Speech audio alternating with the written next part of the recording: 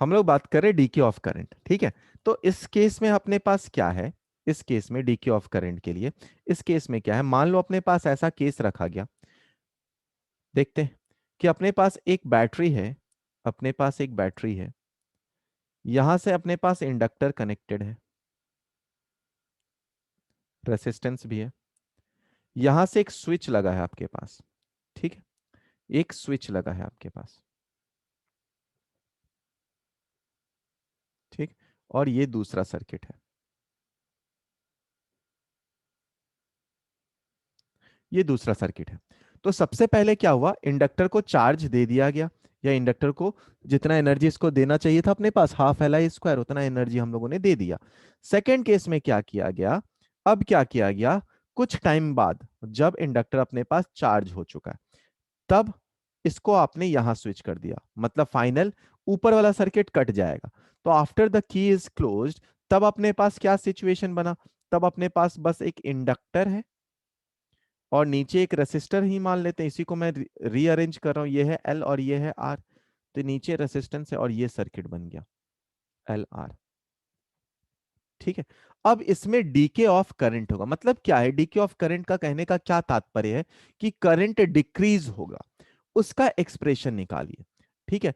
तो बहुत सिंपल सी बात है, अगर ऐसा कनेक्शन है, मतलब जितना पोटेंशियल ड्रॉप ऊपर होगा उतना ही पोटेंशियल ड्रॉप नीचे होगा, यही अपन जानते हैं ना। तो अपने को यह पता है कि पोटेंशियल ड्रॉप दोनों के केस में बराबर होगा। चलिए लिखना स्टार्ट करते हैं। हम लोग जानते हैं L into D I upon D T is equal to I into R, is equal to I into R, है ना, in fact minus L D I into D T, ठीक है।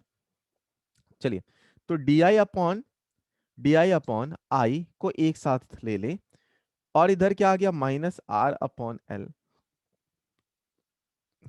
डी टी, इंटीग्रेट कर दीजिए, जीरो से लेकर आई तक, zero से लेकर टी तक। इसका इंटीग्रेशन कितना आ गया, एल एन आई आया, लिमिट रख देना है जीरो से लेकर आई तक। यहां पे कितना आया, माइनस आर अपॉन एल आया, डी का इंटीग्रेशन टी आया, ठीक है। अच्छा, यानी L N I is equal to minus R upon L into T आया, यानी आई इज इक्वल टू कितना आया, I is equal to E का power, I is equal to, एक सेकंड एक सेकंड एक सेकंड, हाँ, आर बाई एल, कुछ छूटा तो नहीं है ना बेटा, इनिशियल चार्ज, एक सेकंड लिमिट हम लोगों ने गलत किया है ना, हाँ हाँ हाँ हाँ, लिमिट गलत हो रहा है, बाद में दिक्कत हो जाएगा, बाद में दिक्कत हो जाएगा। लिमिट देखो, इनिशियल लिमिट क्या है बेटा, इनिशियली ये चार्ज था ना, तो इनिशियली इसके पास जो चार्ज होगा वो कितना होगा, आई नॉट टोटल करंट होगा इनिशियल, जो सबसे पहला, क्योंकि ये चार्ज था, और बाद में किसी टाइम पे आई आएगा। अच्छा, तो यहां पे हम लोग क्या लिखेंगे, यहां पे हम लोग क्या लिखेंगे, इसको मैं लिख दे रहा हूं, L N I minus L N I not लिखेंगे, ठीक है, is equal to minus R upon L into time लिखेंगे। अच्छा, तो यहां पे और क्या लिख सकते हैं, L N I upon I not is equal to हम लोग लिख सकते हैं minus R upon L into T, यानी आई अपॉन आई नॉट को हम लोग क्या लिख सकते हैं, आई अपॉन आई नॉट को हम लोग क्या लिख सकते हैं, ई का power minus R by L into t लिख सकते हैं, ठीक है।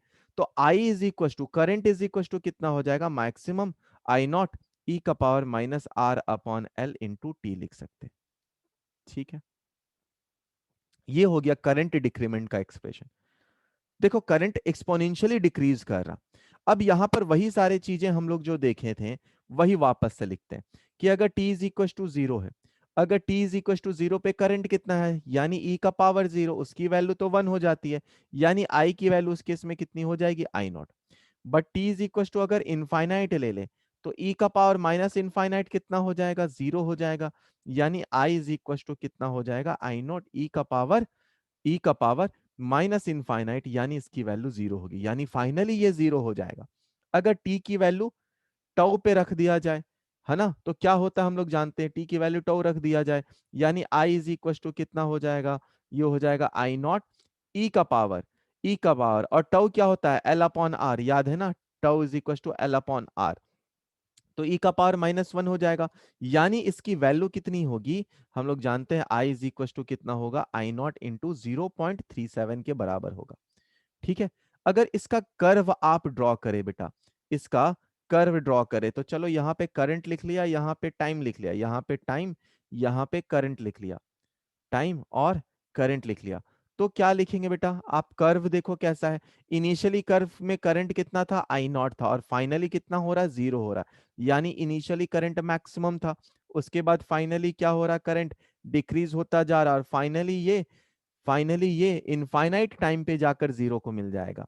अगर आप कोई एक टाइम ले, कौन सा टाइम, जब t is equal to tau हो, जब time t is equal to tau हो, तो वहां पर कितना है करंट की वैल्यू, वहां पे करंट की वैल्यू है 0.37 टाइम्स ऑफ आई नॉट के बराबर है, और यहाँ पे आई नॉट है। समझ में आया क्या बेटा? ये सवाल क्या बोल रहा है हम लोग देखते हैं इस सवाल को पहले, फिर इस सवाल को कंप्लीट करते हैं। क्या बोल रहा है इसमें, इस सवाल में एक इंडक्टर है, एक रेसिस्टर है, ठीक है, बैटरी लगा हुआ है, initially connected in series shown in the figure, पहले ये लोग सीरीज में ही कनेक्टेड थे, after long time the battery is disconnected, battery disconnect करके ऐसे कनेक्ट कर दिया गया, ठीक है। अच्छा, देन करंट आफ्टर 1 मिली सेकेंड, तो जैसे ही टाइम वाले सवाल हो ना, पहले आप टाइम कांस्टेंट निकाल लो बेटा, तो अपने पास क्या क्या गिवन डाटा है वो चेक करें पहले। गिवन डाटा क्या है, मैं हर बार बोलता हूँ गिवन डाटा को लिखते चले। गिवन डाटा है अपने पास 100 मिली हेनरी, है ना, और आर है कितना, 100 ओम। बैटरी की वैल्यू अपने पास है ना, बैटरी की वैल्यू भी अपने पास है। अच्छा, कितना है, 100 वोल्ट। अच्छा, देखो आफ्टर लॉन्ग टाइम हम लोग देखते हैं, अब टाइम कांस्टेंट पहले टाउ निकाल लेते हैं। टाउ कितना है अपने पास बेटा, अपने पास टाउ कितना हो, टाउ होता है अपने पास आर अपॉन, टाउ की वैल्यू कितनी होती है बेटा अपने पास, एल अपॉन आर अपन होती आर। है ना, बिल्कुल एल अपॉन आर होती है। एल की वैल्यू कितनी है अपने पास, 100 मिली, इसकी वैल्यू है कितनी है, 100, यानी टाइम कितना आया, टाइम आया 1 मिली सेकेंड।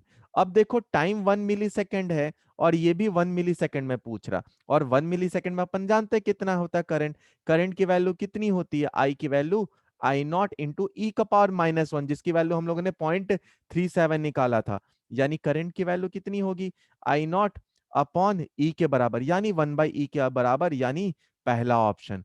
समझ में आया क्या? देखो बेटा, ये सब कुछ सवाल है जो अभी आप करें तो बेहतर होगा। क्रिक ऑफ रूल आप सिंपली लगाएंगे, आपका आंसर आ जाएगा, है ना, बहुत आसान सा है, ट्राई करिए सभी लोग।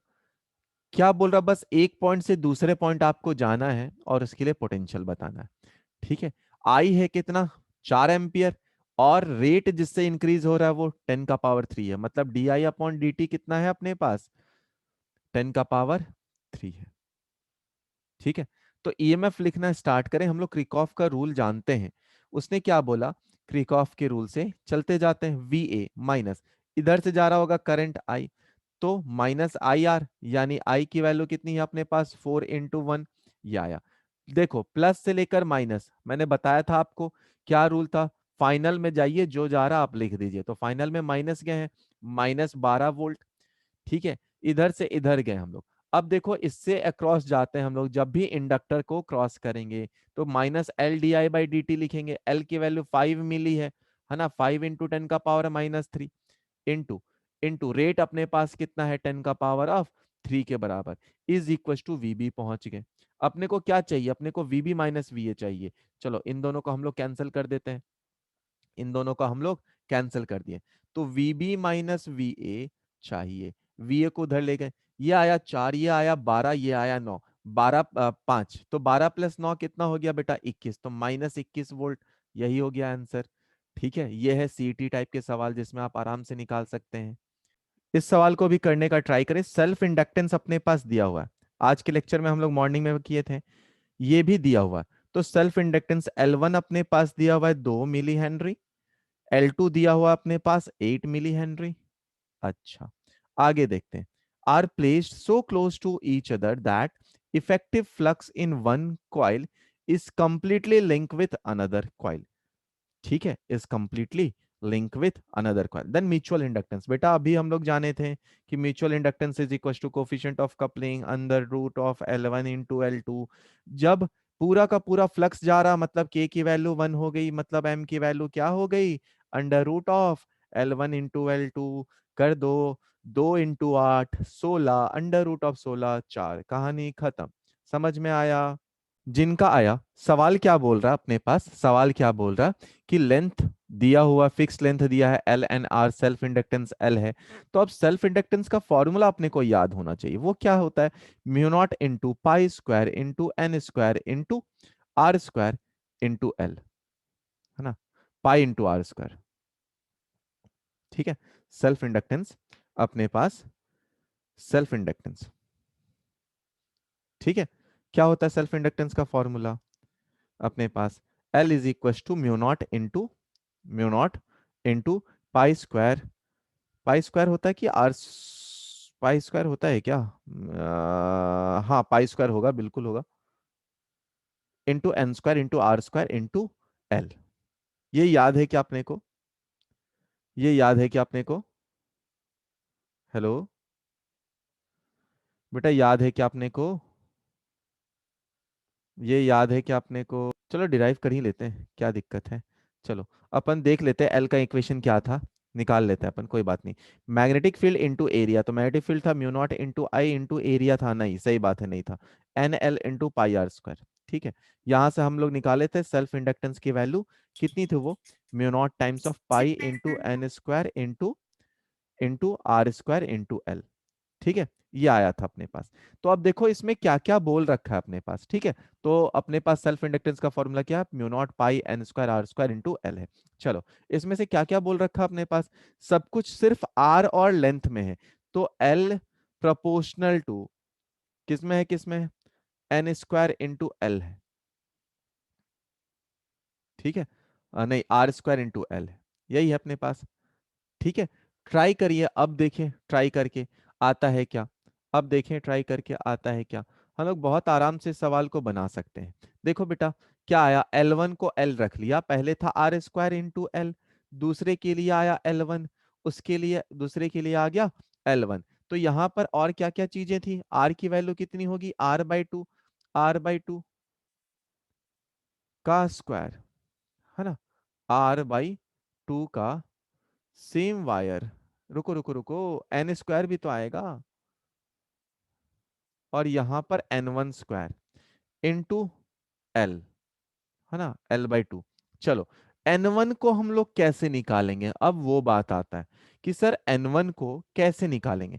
देखो बेटा क्या बोला गया है, क्या बोला गया है कि इसमें सेम वायर को वाउंड किया गया, सेम वायर को, मतलब वायर का पहले अगर टोटल लेंथ देखें तो वो किसके बराबर था, वो बराबर था अपने पास, वो एक पेरीमीटर, है ना, एक पेरीमीटर इंटू एल, यानी कि ये था टोटल लेंथ, अगर देखा जाए तो N into 2 pi into R into L.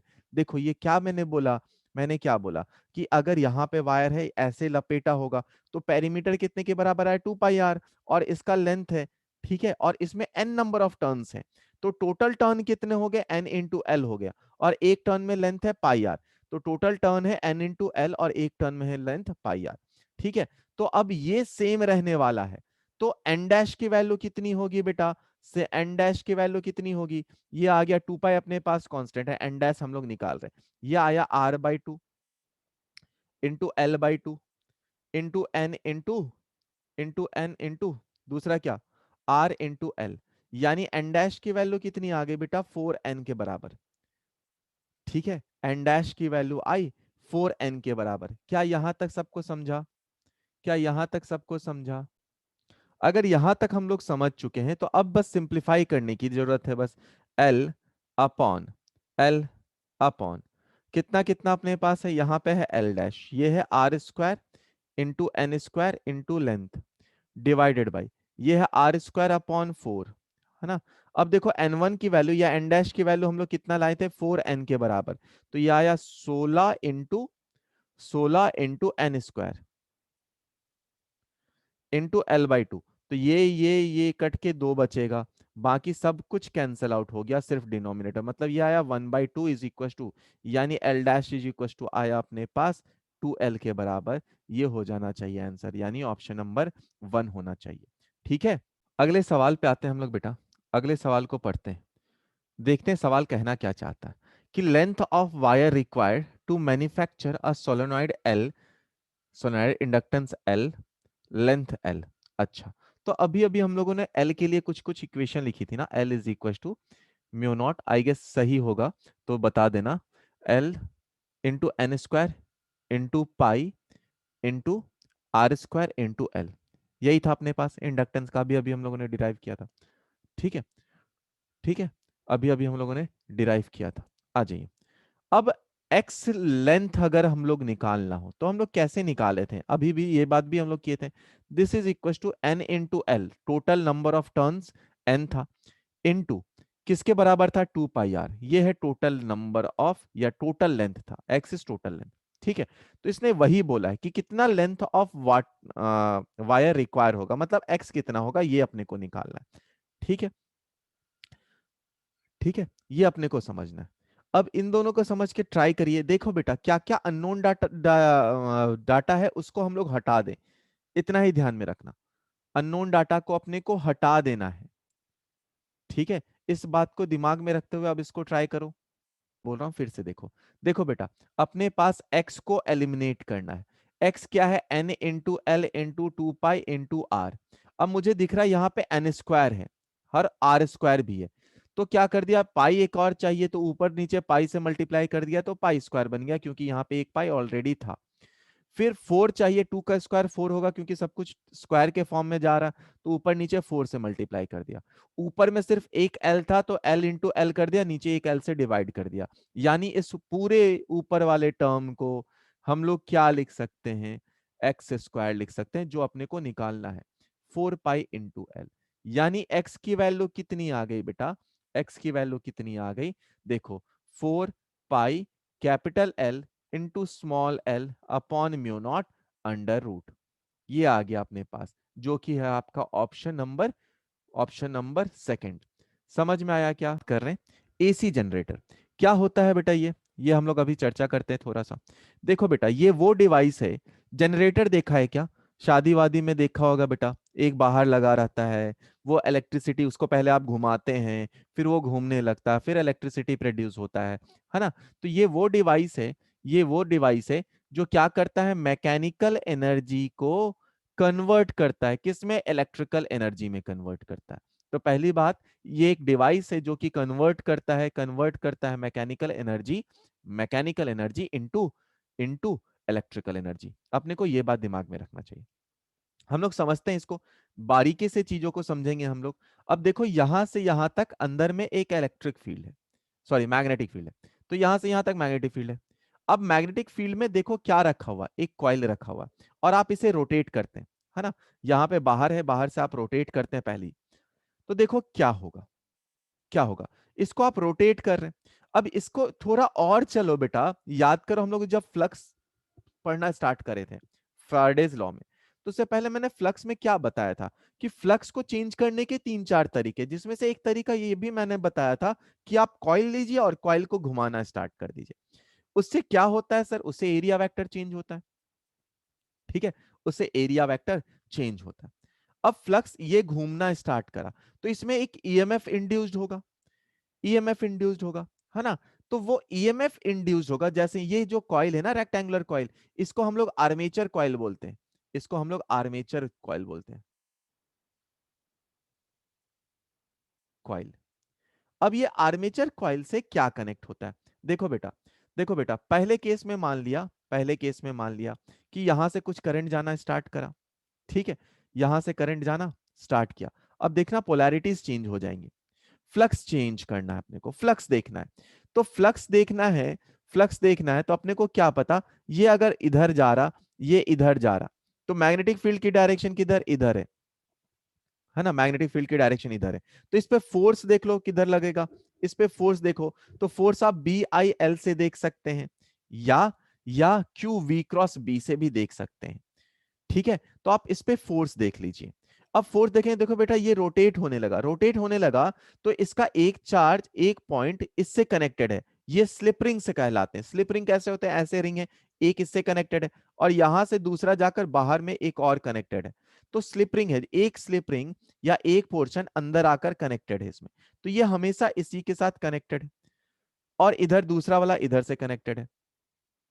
ठीक है, तो क्या होता है, ये जब घूमना स्टार्ट करता है, घूमना स्टार्ट करता है तो फ्लक्स चेंज होगा। अब फ्लक्स अपन जानते हैं कितना होगा, फ्लक्स होगा बी ए कॉस थीटा के बराबर।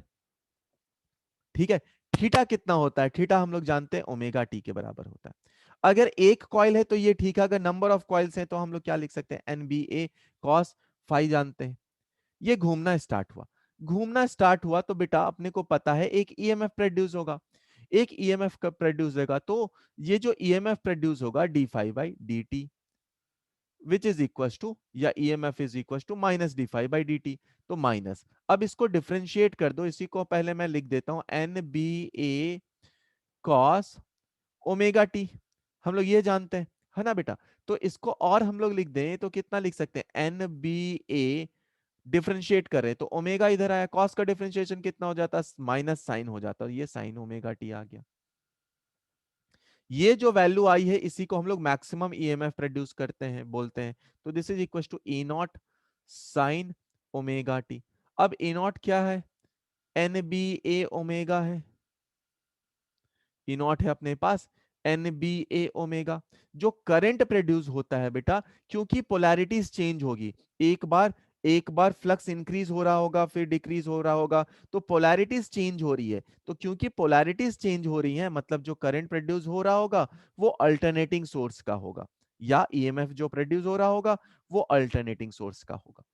ठीक है, इसमें एक और पार्ट पूछ लिया जाता है, इसमें एक और पार्ट पूछ लिया जाता है कि मान लो यहां पर जो ओमेगा दिया हुआ है, ये ओमेगा किस में रहना चाहिए, तो omega is equal to two pi into frequency होना चाहिए, और फ्रीक्वेंसी क्या होता है, ये रिवॉल्यूशन पर सेकंड होता है, पर सेकंड होता है। कई बार रिवॉल्यूशन पर मिनट में भी दिया हो, तो अगर रिवॉल्यूशन पर मिनट दिया हो तो टू पाई एफ अपॉन 60 कर लेंगे, एफ किस में होगा, आरपीएम में होगा, रिवॉल्यूशन पर मिनट में होगा। ठीक है, समझ में आया क्या, ये है पूरा का पूरा कंसेप्ट ऑफ एसी जनरेटर। इसका इसका थ्योरेटिकल पार्ट और प्रिंसिपल ये सब मैंने अभी आपको समझाया, ये सारे पार्ट का पीडीएफ बनाकर मैं आपको सेंड कर दूंगा, है ना। तो आपको पीडीएफ से या तो अगर समझ में आया तो खुद भी लिख सकते हैं, फिर से समझा रहा हूं, सुनो क्या क्या होगा।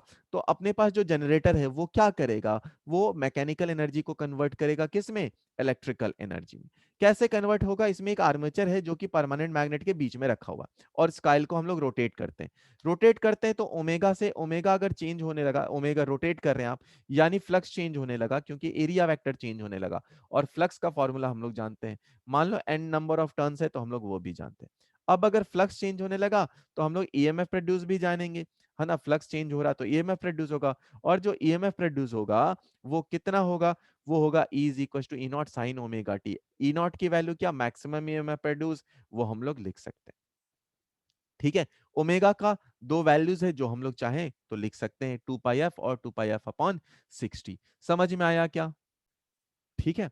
देखो फिर से बता रहा हूं कि अपने पास नॉर्थ पोल साउथ पोल है, डीसी मोटर की बात हम लोग चर्चा कर रहे हैं, है ना। यहाँ पे आर्मेचर रखा, आर्मेचर में देखो यहाँ से पॉजिटिव पोलैरिटी है तो यहाँ से पहले करंट गया, अब करंट आगे की तरफ जा रहा, मैग्नेटिक फील्ड सामने की तरफ है तो फोर्स किधर लग रहा, नीचे की तरफ, तो मैंने डायग्राम में दिखा दिया नीचे की तरफ।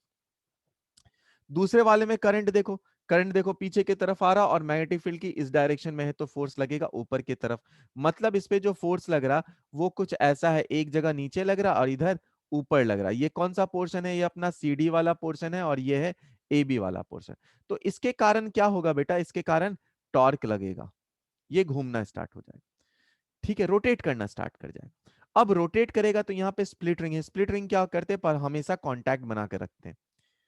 ठीक है, तो चलो और थोड़ा और इस पे हम लोग चर्चा करते हैं कि मान लो बेटा कॉइल है, ये कॉइल है और कॉइल रोटेट हो रहा, तो अपने को पता है क्या कि अगर सर कॉइल रोटेट होगा तो इसमें ईएमएफ इंड्यूस होगा और बैक ईएमएफ आएगा, है ना, बैक ईएमएफ मतलब ईएमएफ इंड्यूस्ड होगा। तो मान लो इसका टोटल बैटरी का ई पावर है, एक बैक ईएमएफ होगा और बैक ईएमएफ हमेशा कॉज को अपोज करेगा, बैक ईएमएफ हमेशा कॉज को अपोज करेगा, है ना। तो ईएमएफ या इंड्यूस्ड ईएमएफ को हम लोग बोल देते हैं क्या, बैक ईएमएफ। ठीक है। तो करंट जो आएगा वो क्या आएगा, टोटल, या करंट इसमें आप निकाले तो किसके कारण आएगा, एक तो बैटरी के कारण, और बैक ईएमएफ याद करो हम लोग थोड़ी देर पहले बात किए थे। कब, थोड़ा सा क्लास और पहले चले जाओ, लेंज लॉ वगैरह में हम लोग बात किए कि ईएमएफ इंड्यूस की डायरेक्शन क्या होगी। तो I is equal to current is equal to total EMF minus because of back EMF upon resistance. ठीक है। ये बैक ईएमएफ कैसा होगा बेटा, इस पे बैक ईएमएफ पे हम लोग चर्चा करते हैं अब। बैक ईएमएफ कैसा होगा, अपने को पता है ईएमएफ जो इंड्यूस्ड ईएमएफ होता है वो कितना होता है, B omega L square upon 2 के बराबर होता है ना। अगर कांस्टेंट के लिए, वो रॉड के लिए होता है। यहाँ पर, यहाँ पे L/2 हो जाएगा तो अपन हटाते कांस्टेंट वाले टर्म को, यानी EMF is directly proportional to omega है। मतलब जितना ज्यादा ओमेगा होगा, जितना ज्यादा ये रोटेट करेगा उतना ज्यादा बैक ईएमएफ आएगा। ठीक है, जितना ज्यादा ये रोटेट होगा उतना ज्यादा बैक ईएमएफ आएगा। तो कई बार ये भी देखा है कि अगर स्टार्टिंग में जो ईएमएफ है या बैटरी का ईएमएफ है, अगर मान लो वो 200 वोल्ट का रख लो, सपोज 200 वोल्ट का हम लोग रख लेते हैं, तो बैक ईएमएफ जो बाद में आएगा वो किसके बराबर होगा, ऑलमोस्ट इक्वल टू 180 160 के बराबर चला जाता, इतना चला जाता है। इस पूरे सर्किट का रेसिस्टेंस अगर मैं 10 या 20 ओम मान लूं, तो करंट कितना आ जाएगा, करंट आ जाएगा 200 माइनस 180 अपॉन 20, यानी 1 एम्पियर के आसपास आ जाएगा। तो इस सर्किट में जो करंट फ्लो कर रहा है वो 1 एम्पियर के बराबर आ। अच्छा, बहुत बढ़िया। यहां तक सबको समझ में आया क्या, हम लोग जो चर्चा किए, थ्योरी आपको मिल जाएगा। हम लोगों ने अभी क्या देखा था कि जब t is equal to zero हो, जब t is equal to zero हो, तो उस टाइम पे क्या होगा, उस टाइम पे बैक ईएमएफ की वैल्यू कितनी होगी, जीरो होगी। मतलब सर्किट में जो करंट जाएगा, इसी केस के लिए बात करें तो 200 डिवाइडेड बाय 20 यानी 100 एम्पियर जाएगा। और और जब ये बहुत फाइनल स्टेट में सपोज चले जाए, बहुत जब ये पूरा रोटेट हो रहा है, तो उस टाइम पे बैक ईएमएफ प्रोड्यूस होगा। और बैक ईएमएफ कितना, 180 आसपास आ रहा, मतलब करंट उस केस में कितना आ जाएगा, उसमें केस में करंट 1 एम्पियर, जो कि हम लोगों ने निकाला था 200 माइनस 180 अपॉन 20 यानी कि 20 अपॉन 20 यानी 1 एम्पियर आसपास आ रहा था। अब देखो करंट कितना वैरी कर रहा, एक बार आ रहा 100 एम्पियर, उसके बाद आ रहा है 1 एम्पियर। तो कैसे करेंगे काम, जो आर्मेचर का कॉइल है वो तो जल जाएगा, वो तो जल जाएगा। और इसको हम लोग बचा भी नहीं सकते, बैक ईएमएफ तो आएगा ही, अपने को रोटेशन चाहिए तो बैक ईएमएफ आएगा ही। तो हम लोग क्या करते हैं, हम लोग एक स्टार्टर यूज करते हैं। ठीक है। तो इसका फंक्शन क्या है, इसका फंक्शन क्या है, देखो, अपने को करंट को कम करना है, इतना ज्यादा नहीं आना चाहिए, है ना। और यहां पर करंट बहुत कम हो गया है, तो हम लोग क्या करें, एक ऐसा फंक्शन ले, स्टार्टर ले, जिसका रेसिस्टेंस कैसा हो, वेरिएबल हो। तो इसका रेसिस्टेंस कैसा हो, वेरिएबल रेसिस्टेंस, वेरिएबल रेसिस्टेंस। तो जो अपना स्टार्टर है उसका रेसिस्टेंस वेरिएबल होगा। At t is equal to zero, it should produce, it should produce maximum resistance, resistance, so that current will be minimum, so that current will be minimum, or current will be less, current will be less, current कम हो जाए।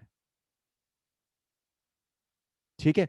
Eight t is equal to final या infinite steady state, it should produce less resistance.